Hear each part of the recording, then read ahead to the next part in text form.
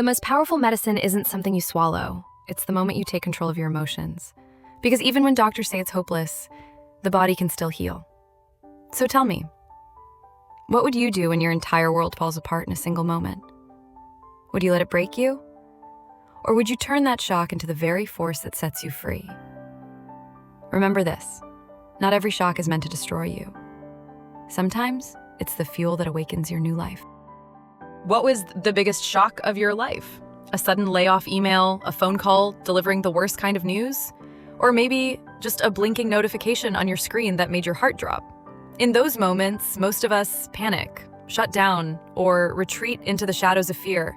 But Viktor Frankl, a Holocaust survivor and the author of Man's Search for Meaning, believed something radically different, that in the depth of suffering, we're most likely to discover our greatest purpose. Today, I'll walk you through 5 powerful steps from Frankl's philosophy of logotherapy to turn shock into lasting motivation. No cliches, no empty advice, just real tools to help you take back the pen and rewrite your story. You'll learn how to ask the right questions, envision a new future, and even transform pain into creative energy. But most of all, you'll uncover the hidden strength in the attitude you choose.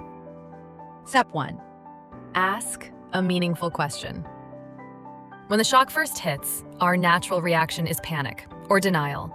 But Viktor Frankl believed the very first question you ask will shape the entire journey that follows.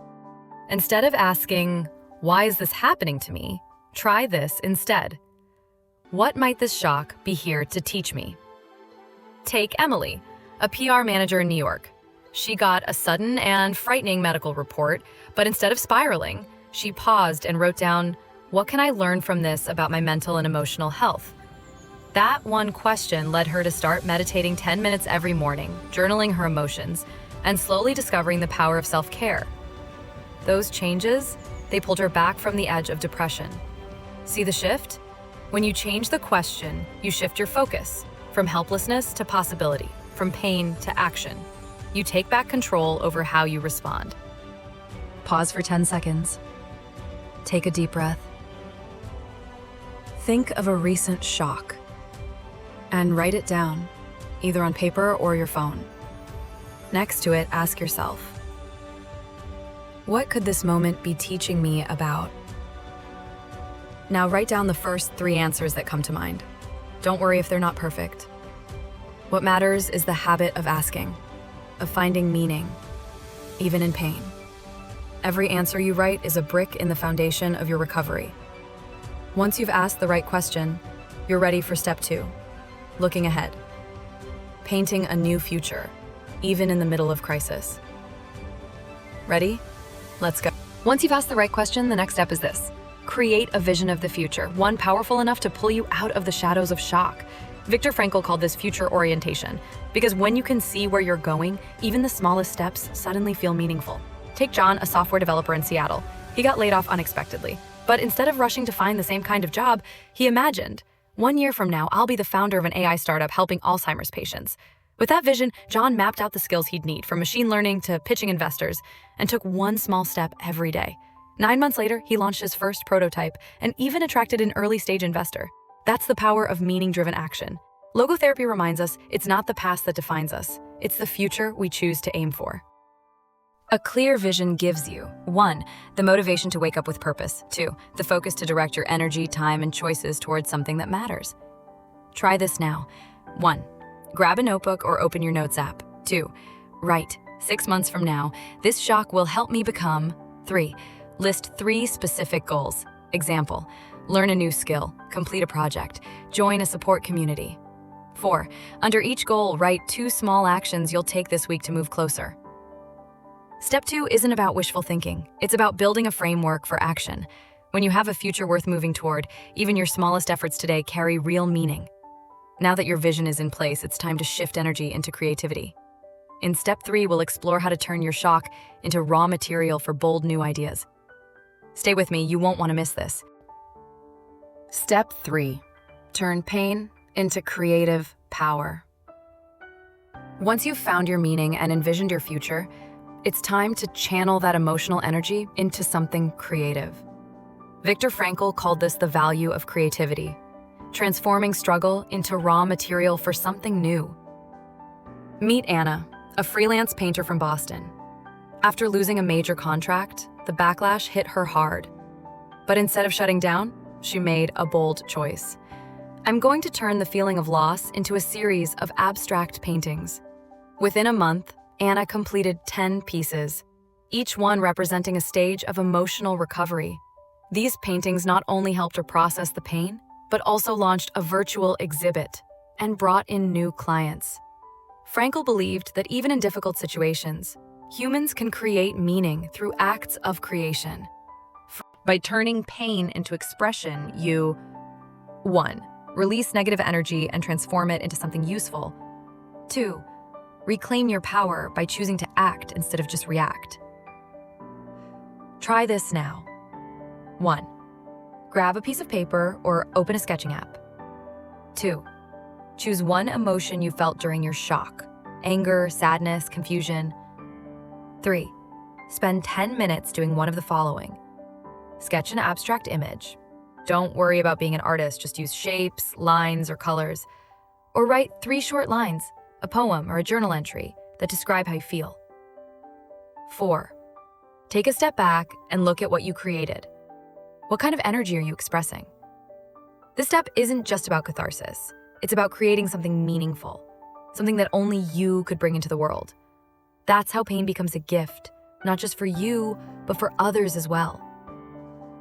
Up next is step 4, choose your attitude. How to take back your inner power even when the outside world feels out of control. Step 4, choose your attitude. There's one thing you always have control over, no matter the situation: your attitude. Viktor Frankl called this the power of attitudinal values, the ability to choose your response even when you can't change the event itself.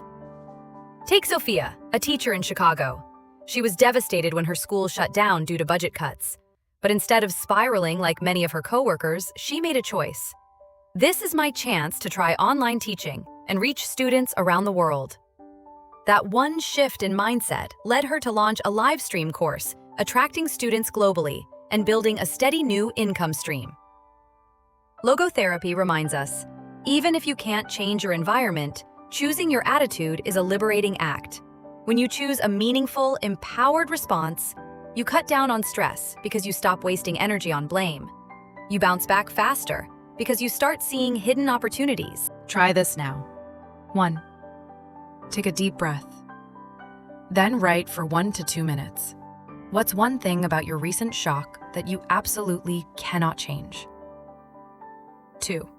Next, write 2 ways you can choose to respond with strength or positivity. Example: even though I lost my old job, I can still. 3. Pick one of those responses and commit to acting on it today. Step 4 doesn't ask you to fake optimism. It asks you to clearly see your options and choose the one that gives you strength.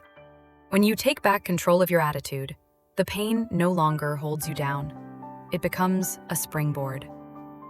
Now that we've asked the right questions, envisioned the future, created from pain, and chosen our response, it's time for step 5, build connection, the invisible force that carries you through any storm. Step 5, connect with community. Finally, Viktor Frankl reminds us, the greatest strength doesn't come from within, but from connection. When you share your story, you don't just release pain, you inspire someone else.